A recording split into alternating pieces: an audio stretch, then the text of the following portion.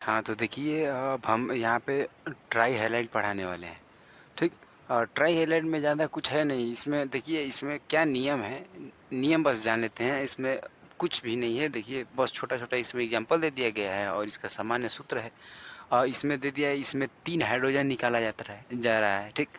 जब try highlight है, देखिए हम पीछे पढ़ चुके हैं, पिछले वाले वीडियो में पढ़ चुके हैं कि मोनो हाइलाइट होता है, फिर डाई हाइलाइट होता है, डाई हाइलाइट, ठीक होता है ना। फिर अब हम पढ़ेंगे ट्राई हाइलाइट, ट्राई हाइलाइट के बाद टेट्रा हाइलाइट पढ़ेंगे।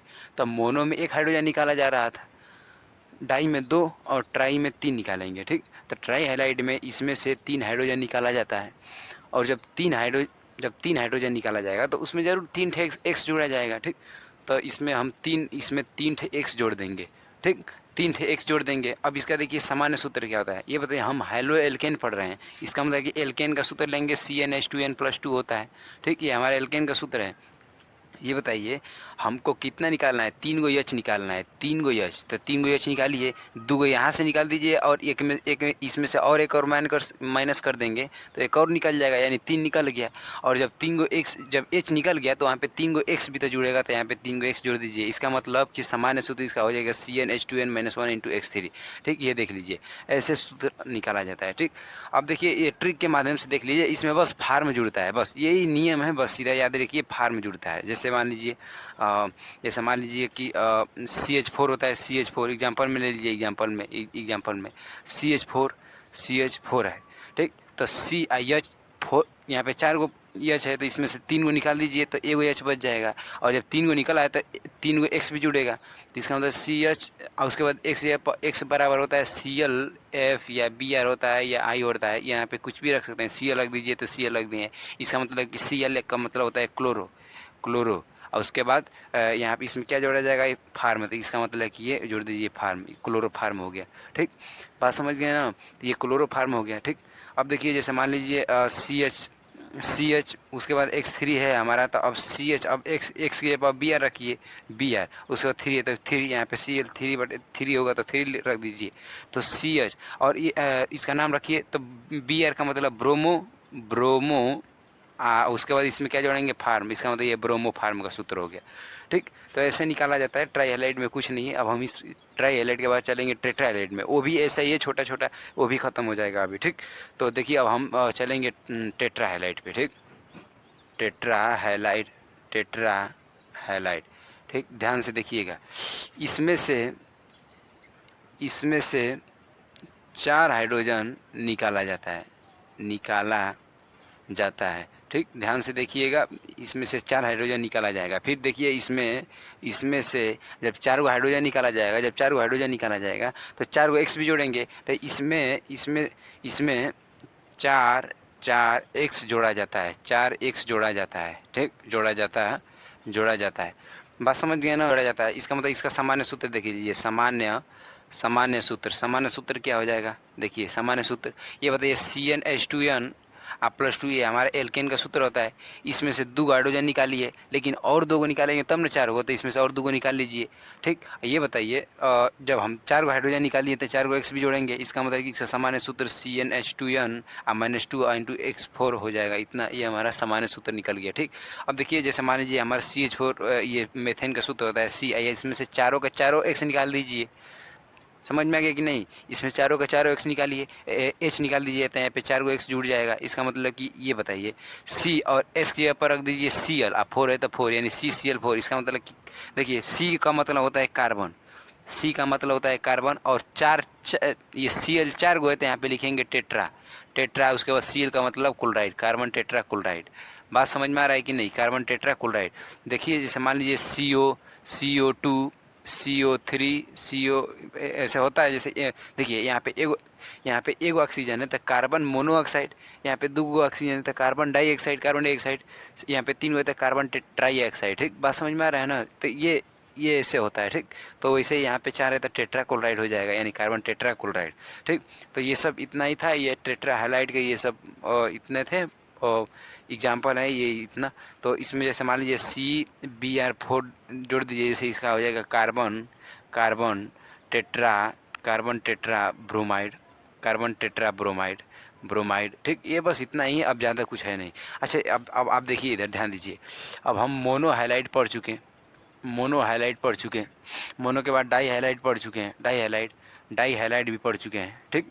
डाई हाइलाइट भी पढ़ चुके हैं, मोनो हाइलाइट भी पढ़ चुके हैं। अब हम ट्राई हाइलाइट भी पढ़ चुके हैं, ट्राई हाइलाइट भी पढ़ चुके हैं, और टेट्रा हाइलाइट अभी अभी पढ़े हैं, ठीक। तो ये सब हम पढ़ चुके हैं। तो अब मोनो हाइलाइट के अब हम वर्गीकरण करेंगे, ठीक।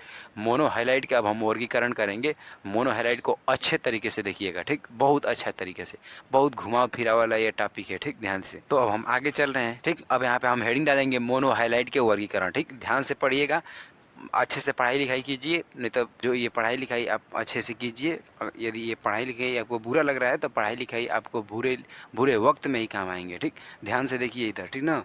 अच्छा से पढ़ाई लिखाई करने में कहा जाता है, पढ़ने लिखने का उम्र है, पढ़ लो, नहीं तो फिर समय बीत जाएगा ना, तो ज़िंदगी भर वही रोड पे घूमते फिरोगे, ठीक ना, कोई फ़ायदा नहीं होगा।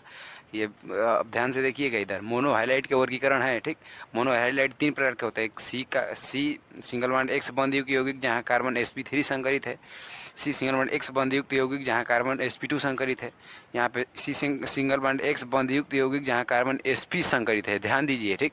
तो यहाँ तक हम कर लिए। देखिए, जैसे मान लीजिए कि अब ये क्या बोल रहा है, ये आपको कुछ समझ में नहीं आ रहा होगा कि संकरित क्या बोल रहा है, यहाँ पर भी संकरित क्या बोल रहा है, यहाँ पर भी संकरित, ये सब 11 में आप पढ़ चुके होंगे, जरूर पढ़ेंगे। लेकिन आप भूल गए होंगे, तो हम संकरण अभी बता दे रहे हैं, हल्का फुल्का बता देंगे, जो आप ये जितना इसमें ज़रूरत है उतना हम बता देंगे। 11 के लेवल से तो नहीं बताएंगे, क्योंकि 11 की क्लास चल ही नहीं रही है।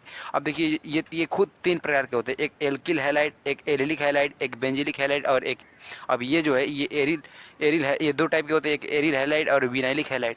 और इसमें देखिए ये हेलो एल्काइन और एरिल हैलाइड। देखिए ध्यान दीजिए, यहाँ पर भी एरिल हैलाइड है और यहाँ पर भी एरिल हैलाइड है, ठीक। लेकिन ये sp2 संकरित वाला एरिल हाइलाइट है, लेकिन ये एरिल जो हाइलाइट जो है कि sp संकरित वाला है, ठीक। ध्यान से देखिए, अभी ये जब हम पढ़ेंगे तो सब कुछ समझ में आ जाएगा, लेकिन उससे पहले एक बार हम पहले संकरण पढ़ ले रहे हैं। संकरण हल्का फुल्का पढ़ेंगे, जितनी ज़रूरत हो, ठीक। उसके बाद ध्यान से देखिएगा, ठीक। अब हम चल रहे हैं अब आगे, ठीक, संकरण पढ़ाने, ठीक ना। देखिए अब हम संकरण पढ़ने वाले हैं। तो संकरण में देखिए यहाँ पे बंध है, तो संकरण में हम बॉन्ड पढ़ेंगे। संकरण के अंतर्गत हमको बांड की ज़रूरत पड़ती है। बांड जो है कि 3 टाइप के होते हैं, जैसे 3 टाइप के नहीं, 2 टाइप के होते हैं। जैसे एक पाई बंद होता है, एक पाई बंद होता है, पाई बंद, और ये दूसरा सिग्मा बंद होता है, सिग्मा बंद। ये ध्यान से देखिए, इस संकरण में ज़्यादा कुछ नहीं, आप 1 सेकंड में, मात्र 1 सेकंड में किसी का भी संकरण निकाल लेंगे। 1 से 2 सेकंड लगेगा, उससे अधिक आपको लग ही नहीं सकता है, ठीक। देखिए ध्यान से देखिए, यदि मान लीजिए सिंगल बॉन्ड होता है, तो सिंगल बॉन्ड में सहसंयोजक बंध में आप पढ़े हैं ना क्लास 10 में कि सिग्मा बॉन्ड, सिंगल बॉन्ड रहेगा तो उसको देखिए यहाँ पे सिंगल बॉन्ड जब रहेगा तो उसको सिग्मा बॉन्ड बोलते हैं। ये जब डबल बॉन्ड है तो इसमें एक ऊपर वाला पाई होता है और नीचे वाला एक सिग्मा होता है, ठीक। और ये यदि ट्रिपल बॉन्ड है तो ऊपर वाला एक पाई होता है, फिर नीचे वाला भी पाई होता है, और सबसे नीचे वाला ये जो है कि सिग्मा होता है। इसका मतलब अगर मोटा मोटी में बोला जाए ना, तो जो ये सिंगल बॉन्ड है इसमें एगो सिग्मा बॉन्ड होता है, ठीक। और जो डबल बॉन्ड है एगो पाई और इसमें एगो एगो सिग्मा होता है, ठीक। और जो ट्रिपल बॉन्ड है इसमें 2 गो पाई बॉन्ड होता है और एगो एगो सिग्मा बॉन्ड होता है, ठीक। ये हमको पढ़ना है। इसी के अंतर्गत हमको संकरण निकालने के लिए आएगा, ठीक। अब देखिए, संकरण बराबर सूत्र हम लिखेंगे। संकरण संकरण बराबर सूत्र रहता है sp और उसके कपड़ा पे, ठीक, sigma plus lone pair -1/2d होता है। ये देखिए, बस एकदम इतना ही है, ज़्यादा कुछ नहीं है, ठीक। अब इसको हम मिटा दे रहे हैं। अब हम चलेंगे, अब इसमें देखिए, ये जो सिग्मा है तो आप तो सिग्मा देख ही लिए। जो एलपी है, एलपी का मतलब होता है लोन पेयर होता है। तो लोन पेयर क्या होता है, अभी हम चल के स्ट्रक्चर के माध्यम से एग्जाम्पल अभी देंगे, आप उसमें समझ जाएंगे, ठीक। तो लोन पेयर क्या होता है आप उसमें समझिएगा। अब इसको हम मिटा दे रहे हैं, ठीक।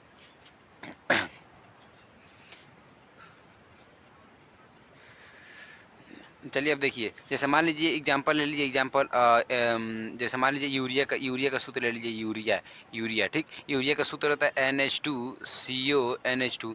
ये हमारा यूरिया का सूत्र है, ठीक। यूरिया का सूत्र है NH2CO NH2। देखिए, इसका स्ट्रक्चर पहले बनाया जाए। ये नाइट्रोजन लिखिए, नाइट्रोजन, इसके अंतर्गत 2 हाइड्रोजन है तो 2 लिख दीजिए, और फिर लिख दीजिए ये O, फिर N, उसके बाद C, ठीक। H है तो यहाँ पर भी H लिखिए, यहाँ पर भी H लिखिए, ठीक। ध्यान से यन है ना, देखिए यन है। देखिए यहाँ पे हाइड्रोजन के पास एक इलेक्ट्रॉन होता है, इनके पास कितना होता है, 5 होता है, 3 2 5, इनके पास 1 इलेक्ट्रॉन, इनके पास 6 इलेक्ट्रॉन, इसके पास भी 6 इलेक्ट्रॉन होता है, 5 इलेक्ट्रॉन होता है, 3 2 5, इसके पास 4 इलेक्ट्रॉन होता है, कार्बन है तो 4, इसके पास 1, इसके पास 1। ठीक, हम हमेशा किसी भी हालत में संकरण कार्बन के देखेंगे। ठीक, कार्बन के देखा जाता है। देखिए इसमें ये हाइड्रोजन है तो हाइड्रोजन को एक ही चाहिए होता है, ये तो सभी लोग जानते हैं, 10 में पढ़े हैं, इसको भी एक ही चाहिए होता है। अब देखिए ये देखिए, तो इसके ये नाइट्रोजन के पास 3 2 5 पहले से था, एक इससे मिल गया 6, इससे मिल गया 7, और एक इससे मिल जाएगा तो कितना हो जाएगा 8। इसका मतलब नाइट्रोजन का पूरा। ऑक्सीजन का देखिए 3 3 6 और एक अभी मिला है 7, और यहाँ से मिल गया, ये खुश हो गया 8 हो गया। ठीक, अब देखिए पहले तो इस हाइड्रोजन को इससे खुश करा लो, खुश हो गया, ये भी खुश हो गया, ये भी हाइड्रोजन खुश हो गया। ठीक, अब देखिए ये नाइट्रोजन के पास 3 2 5 पहले से है, और ये कि इसे दे दिए कितना हो गया 6, अभी 2 ठे चाहिए था, इसे 2 ठे ले लीजिए, 6 2 8।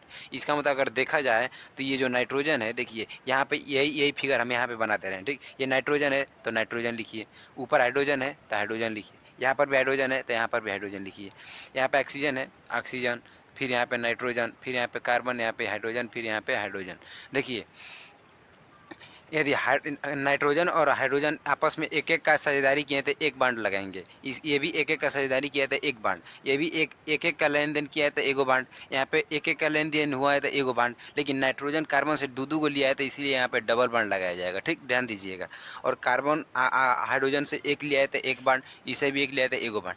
लेकिन एक बात बताइए, यहाँ पे नाइट्रोजन पे एक यहाँ पे एक्स्ट्रा बचा है और यहाँ पर भी एक्स्ट्रा बचा है, इसका मतलब कि 2 इलेक्ट्रॉन यहाँ पे एक्स्ट्रा बचे है, तो उसको ऐसे दर्शाया जाता है। ठीक, यहाँ पर भी 2 2 4, तो यहाँ पे 4 गो इलेक्ट्रॉन एक्स्ट्रा बचे है, तो यहाँ पर भी 4 गो इलेक्ट्रॉन ऐसे एक्स्ट्रा लिख दीजिए। ठीक, अब देखिए इस वाले नाइट्रोजन पे भी दो है, लेकिन हमको संकरण निकालना किसका है, कार्बन का निकालेंगे, हम संकरण कार्बन के निकालेंगे। ठीक, तो ये बताइए संकरण पे कितने बचे हुए हैं, एक भी नहीं बचा है। देखिए आप खुद देखिए, इस पे एक भी इलेक्ट्रॉन नहीं बचा है, सब आपस में जुड़ गए हैं। ठीक, इसका मतलब कि इस पे एक भी इलेक्ट्रॉन नहीं है, इसका मतलब मोटा मोटी में कहा जाए तो इस पर एक भी लोन पेयर नहीं है।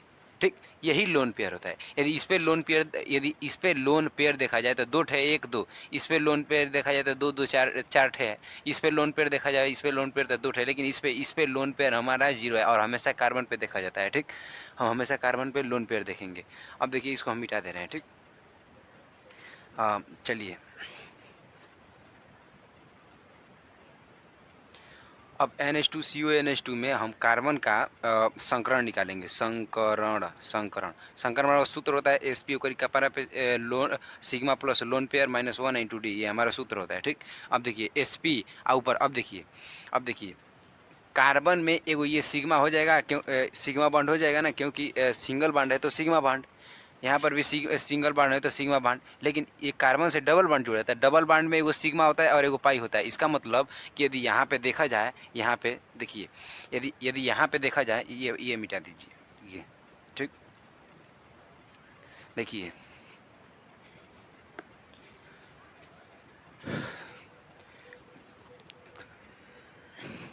यहाँ पे कार्बन पे एक सिग्मा है, यहाँ पर भी कार्बन पे एक सिग्मा है, यहीं पे कार्बन पे एक सिग्मा है, लेकिन यहाँ पे एक पाई भी है।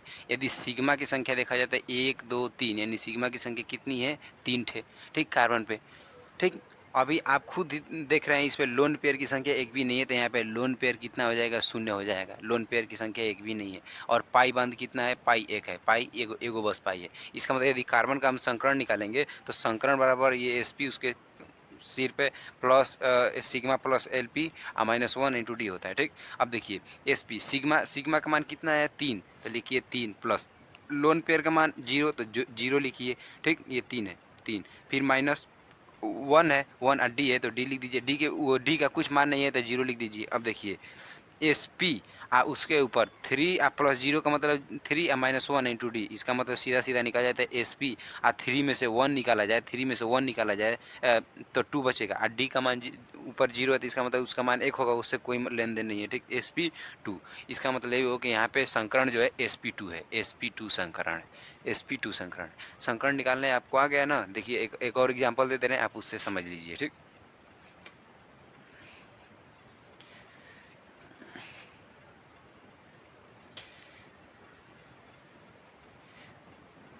यूरिया तो हम कर लिए, यूरिया का हो गया, यूरिया का सूत्र NH2CONH2 होता था। अब देखिए अब हम लेंगे, जैसे मान लीजिए कि C2, जैसे मान लीजिए C2H H6 ऐसे हो गया, ठीक। तो C दो गए तो 1 2 2 को C ले लीजिए, H छः गए तो 1 2 3, फिर यहाँ पर भी 1 2 3, H 6 हो गया। यहाँ पे 4 रहता है, यहाँ पर भी 4 और यहाँ पर भी 4, और हाइड्रोजन के पास एक एक होते हैं, हाइड्रोजन के पास एक एक, ठीक। तो ये देखिए इक्वल इससे लेगा और ये एक इससे लेगा, ठीक। ये तो क्लास 10 में ही पढ़े हैं, ये तो जल्दी जल्दी कर लेना है ऐसे। देखिए ये भी इससे लेगा, ये भी इससे लेगा, ठीक। ये भी इससे लेगा, इसके पास एक एक इलेक्ट्रॉन होता है। अब देखिए ये भी इससे ले लेगा, ठीक। तो कार्बन के पास 4 है, 4 को पहले से है, और एक 5 एक 6 और ये एक 7, ठीक। इस वाले कार्बन के पास पहले से 4 है और ये एक ले लिया 5, ये एक ले लिया 6 और यहाँ पर भी एक ले लिए हैं तो 7 हो जाएगा। इसका मतलब यदि इसको एक दे दिया जाए तो ये 8 हो जाएगी, तो इसको इससे वाले से एक दे दीजिए, तो इसका भी 8 हो जाएगा, इसका भी 8 हो जाएगा। अब देखिए यहाँ पे कार्बन लिखिए, यहाँ पे हाइड्रोजन लिखिए, यहाँ पर भी हाइड्रोजन, यहाँ पर भी हाइड्रोजन, यहाँ पर कार्बन, यहाँ पर हाइड्रोजन, हाइड्रोजन फिर हाइड्रोजन। ये बताइए इसे एक एक लिए तो एक एक बांड बना दीजिए, एक एक बांड बना दिए, ऐसे बना दिए, लेकिन देखा जाए तो इस पर एक भी इलेक्ट्रॉन नहीं है। यहाँ पे लोन पेयर जीरो है, यहाँ पर भी एक भी इलेक्ट्रॉन नहीं है, तो इसीलिए लोन पेयर कितना हो जाएगा 0, ठीक। अब देखिए यदि इस कार्बन का हम संकरण निकाला जाए, इस कार्बन का हम संकरण निकाल रहे हैं, तो यहाँ पे एगो सिग्मा है, यहाँ पर भी एक सिग्मा, यहाँ पर भी एक सिग्मा, यहाँ पर भी एक सिग्मा, इसमें पाई है ही नहीं क्योंकि डबल बांड या ट्रिपल बांड नहीं है। अब देखिए अब हमारा यहाँ पे लोन पेयर जो है कि 0 है और सिग्मा का मान 1 2 3 4 है, यानी 4। अब हम संकरण निकालेंगे, संकरण, तो संकरण बराबर होता है SP कपार पर sigma plus lone pair -1 into D, ठीक। इसका मतलब कि SP और उसके बाद सिग्मा का मान कितना, सिग्मा का मान 4, तो 4 लिखिए प्लस लोन पेयर कितना है 0 -1 है तो 1, डी के मान कुछ नहीं है तो 0, ठीक। यानी SP उसके 4 में से 3 1 जाए तो 3 और डी के पावर 0, यानी SP बस SP3, डी का पावर 0 का मतलब कि कुछ नहीं 1 हो जाएगा SP3। यहाँ पे इसका मतलब ये हुआ कि यहाँ पे हमारा संकरण SP3 है, ठीक। ऐसे संकरण निकाला जाएगा। अब संकरण के बारे में आप अच्छे से समझ गए होंगे। अब हम चलेंगे फिर हाइड्रोएल्केन में, ठीक। चलिए अब हम हाइड्रोएल्केन में चलते हैं,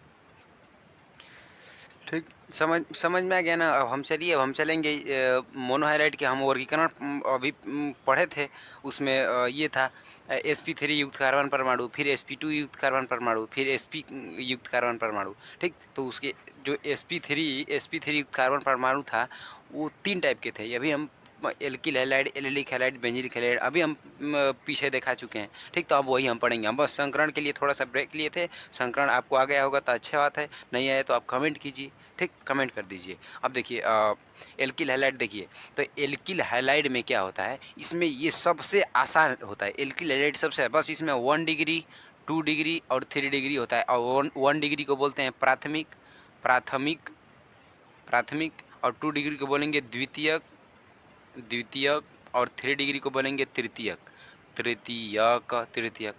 क्या कुछ नहीं समझ में आया? अब ध्यान से देखिए, कुछ नहीं समझ में आया तो ध्यान से देखिए, ठीक।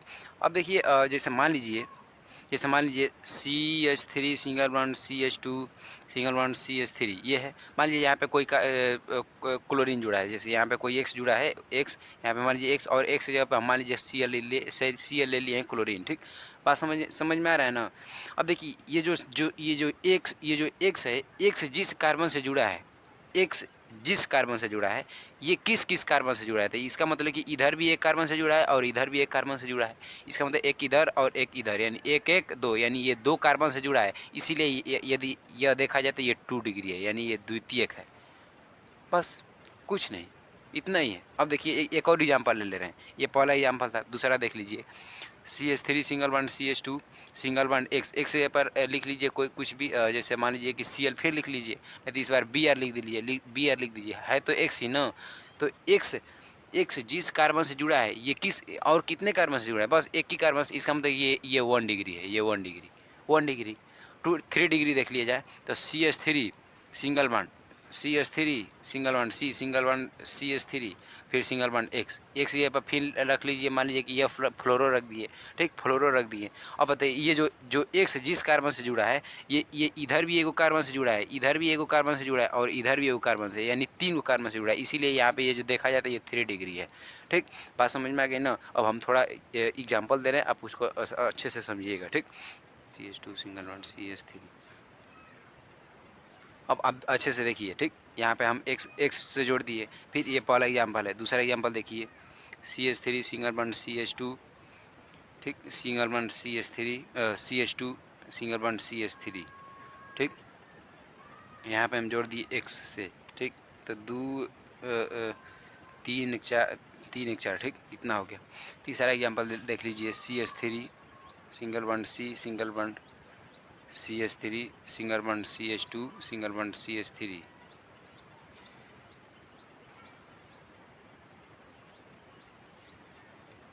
सिंगल बॉन्ड Cl, ठीक। जैसे मान लीजिए यहाँ पे हम रख लीजिए, यहाँ पे हम Br रख लिए, Br, ठीक।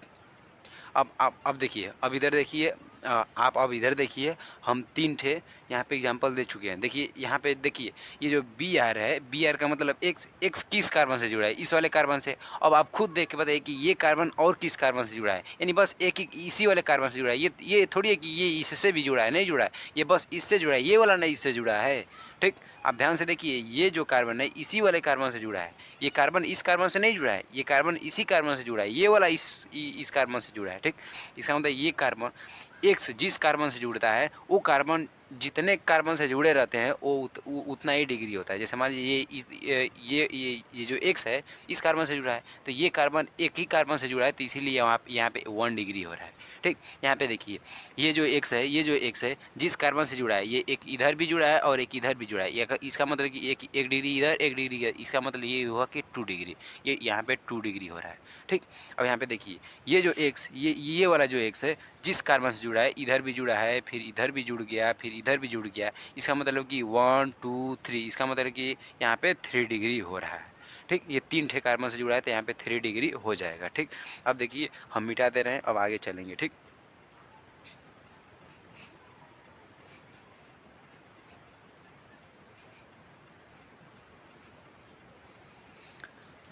हाँ, तो ठीक समझ में आ गया कि नहीं। तो इसमें बस यही मायने रखता है कि 1 2 3 डिग्री इसमें आता है और कुछ नहीं आता है। अब देखिए एलिलिक हैलाइड में हम चलेंगे, तो एलिलिक हैलाइड का मतलब देखिए, इसमें इसमें इसमें जो x होता है, x, इसमें जो x होता है सीधा, सीधा नहीं, देखिए इसमें जो x होता है एलिलिक समूह से जुड़ा रहता है, एलिलिक समूह से जुड़ा रहता है, समूह से जुड़ा रहता है। जैसे यहाँ पे देखा जाए, CH3 single bond, CH2 double bond, यहाँ पे CH बस रहेगा, फिर CH सिंगल बॉन्ड, CH2, फिर सिंगल बॉन्ड X, ठीक। अब देखिए ध्यान से, ये जो X इस वाले कार्बन से जुड़ा है, ये कार्बन इसमें जो इसमें एक्स एलिलिक समूह से जुड़ा रहता है। इसका मतलब कि देखिए यही एलिलिक समूह है हमारा। ये एक्स जिस कार्बन से जुड़ा है, ये कार्बन किसी अन्य कार्बन से जुड़ा है जो दूसरे कार्बन से डबल बॉन्ड में जुड़ा हुआ है, यही हमारा होता है एलिलिक समूह। बात समझ में आ गया कि नहीं। ये जो एक्स है जिस कार्बन से जुड़ा है, ये ये ये किसी एलिलिक समूह से जुड़ा हो, तो इसे हम बोलेंगे एलिलिक हैलाइड, ठीक। बात समझिएगा। जैसे मान लीजिए यहाँ पर रख लीजिए CH3, जैसे मान लीजिए कि CH2 single double bond, CH2 दो, दो दो चार, और यहाँ पे मान लीजिए कि CH2 सिंगल बॉन्ड Cl, ठीक। अब देखिए ये हमारे एलिलिक हैलाइड का एग्जाम्पल हो गया, एलिलिक हैलाइड का एग्जाम्पल हो गया, ठीक। एलिलिक हैलाइड का एग्जाम्पल हो गया है, ठीक। अब देखिए जैसे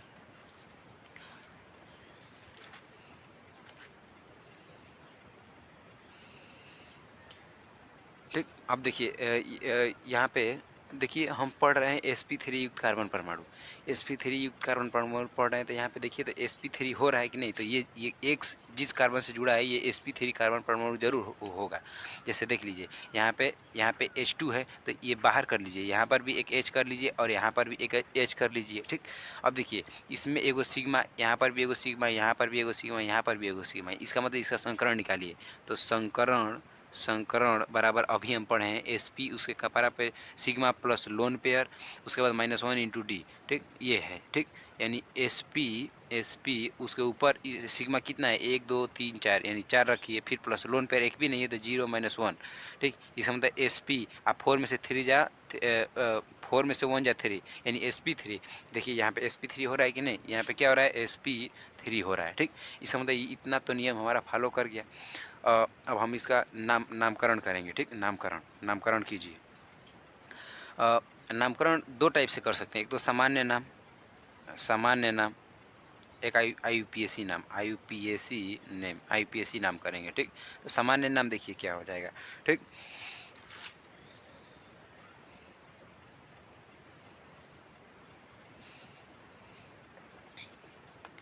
हाँ, तो अब हम इसका नामकरण करेंगे, ठीक। नामकरण करेंगे, देखिए जैसे मान लीजिए देखिए इधर इधर से क्लोरीन नज़दीक पड़ा है तो 1 2 3 लिखेंगे, 1 क्लोरो, क्या लिखेंगे, 1 क्लोरो।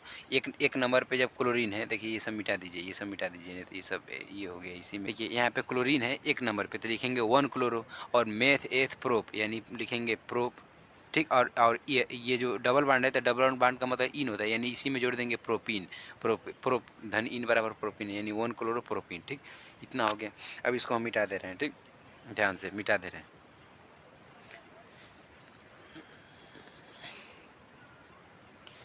अब पढ़िए, अब जैसे एक और एग्जांपल ले ले रहे हैं, CH2 सिंगल बॉन्ड, देखिए इसमें CH2 डबल बॉन्ड CH, और फिर सिंगल बॉन्ड CH, उसके बाद single bond CH3, single bond CH3, इसमें भी Br जुड़ गया है, ठीक। तो इसमें क्या हो जाएगा, देखिए इधर से नज़दीक पड़ा है तो 1 2 3 4, यदि इधर से गिना जाए तो 1 2 3 नंबर पे Br पड़ेगा, लेकिन इधर से गिनेंगे तो 1 2 नंबर पर पड़ेगा। जिधर से नज़दीक पड़ता है उधर से गिनते हैं, यानी लिखेंगे वहाँ पे 2 ब्रोमो और मेथ एथ प्रो ब्यूट, 4 है तो ब्यूट, यानी लिखेंगे but, 1 bromo but. Double bond है तो लिखेंगे इन, यानी 2 ब्रोमो ब्यूटिन, या इसको ये भी लिख सकते हैं 2 ब्रोमो 2 ब्रोमो, और उसके बाद ब्यूट, ब्यूट 3 नंबर पे जब डबल बॉन्ड है तो इसको लिखेंगे 3 इन। बस ये हो गया आंसर हमारा, यही यही नामकरण, ऐसे ही नामकरण किया जाता है, ठीक। अब इसको हम मिटा दे रहे हैं ध्यान से। अब चलिए हम बेंजलिक हैलाइड पे चलते हैं, बेंजलिक हैलाइड पे, ठीक। तब बेंजलिक हैलाइड से पढ़ने से पहले आपको इसमें कुछ नाम मिलता जुलता लग रहा है, बेंजिल, बेंजिलिक, बेंजेन, बेंजीन, बात समझ में आ रहा है, बेंजीन, इसका मतलब इसमें बेंजीन आ रहा है, तो बेंजीन इसमें जरूर यूज लगेगा, यानी बेंजीन वाला का जरूर यूज लगेगा। तो सबसे पहले आप बेंजीन वाला है बना के तैयार है, बेंजीन वाला आप अच्छे से क्लास 10 से ही जानते हैं और 11 से भी, ठीक। अब देखिए बेंजिलिक हाइलाइड में क्या होता है, एक्स उस कार्बन से जुड़ा रहेगा, एक्स उस कार्बन से जुड़ा रहेगा जो कार्बन सीधा जाके बेंजीन वाला से जुड़ा है, बात खत्म यहीं पे, बस बेंजिलिक हैलाइड खत्म। जैसे मान लीजिए एक्स इस बेंजीन वाले में जुड़ेगा लेकिन डायरेक्ट नहीं जुड़ेगा, किसी के सहारे, जैसे मान लीजिए CH2 है, ये CH2 इस बेंजीन वाले से डायरेक्ट जुड़ा है, इसका मतलब कि ये बेंजिलिक हैलाइड हो गया। जैसे मान लीजिए आप खुद इधर देखिए, इधर देखिए, ठीक। ये हम बेंजीन वाला बना लिए, बेंजीन वाला बना चुके हैं, ठीक, बेंजीन वाला बना लिए। अब देखिए, अब जैसे मान लीजिए CH2 single bond CH2 single bond CH3, आप खुद बताइए इसमें एक्स कहाँ जुड़ेगा, यहाँ पे जुड़ेगा कि यहाँ पे जुड़ेगा कि यहाँ पे जुड़ेगा, ठीक। तो यदि हम यहाँ पे एक्स जोड़ दे रहे हैं तो ये एक्स एक्स उसी कार्बन से जुड़ना चाहिए जो डायरेक्ट आके बेंजीन से जुड़ा है, तो इसमें डायरेक्ट आके बेंजीन से कौन जुड़ा है, यही यही जुड़ा है, इसका मतलब एक्स जोड़ेंगे तो इसी में जोड़ेंगे, इसीलिए ये हमारा सही हो गया, ठीक।